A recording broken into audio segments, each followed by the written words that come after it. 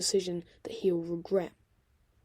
Later that week, it emerged that Pat Symonds had been offered immunity by the FIA if he provided information about the incident. Symonds soon afterwards blowing the case wide open by countering Piquet Jr. and claiming that it had in fact been the rookie's father who had come up with the idea of crashing at turn 17 instead of the Renault teams. But damning evidence was brought to light only a day later as transcripts from the Renault team's radio on the night of the 2008 Singapore Grand Prix were published by The Times. Once again, merely a day later, Renault announced that both Flavio Briatore and Pat Symonds had left the team and that they would not be disputing the outcome of the decision by the Motorsport Council.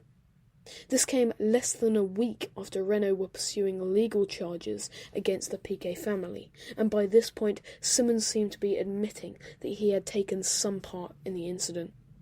On the other hand, Briatore demanded his innocence, his only motive to resign being team protection.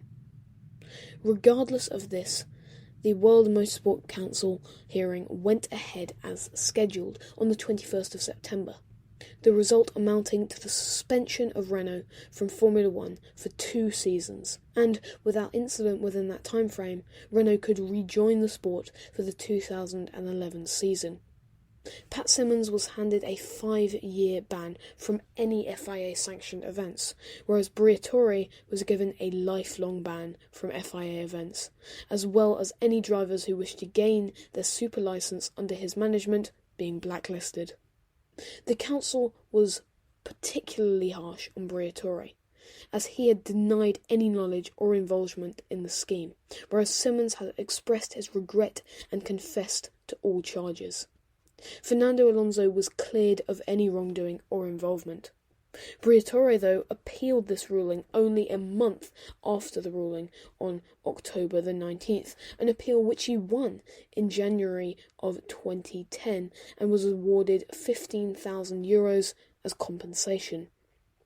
The FIA themselves then launched a counter-appeal, but before the situation became a tit-for-tat legal battle, the FIA came to a settlement with both Briatore and Symonds, assured that they could return to Formula 1 in 2013 if they so chose to.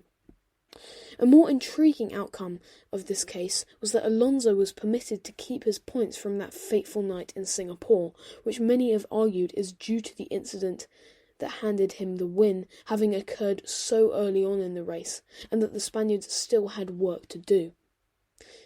Even so, Alonso has been involved in so many small incidents over the years that this may have seemed out of the ordinary, such as the brake testing of David Coulthard at the 2003 European Grand Prix, or waiting in the pit box just long enough to bar his teammate Lewis Hamilton from getting in a final flying lap, which may have taken his pole away in Hungary's qualifying of 2007.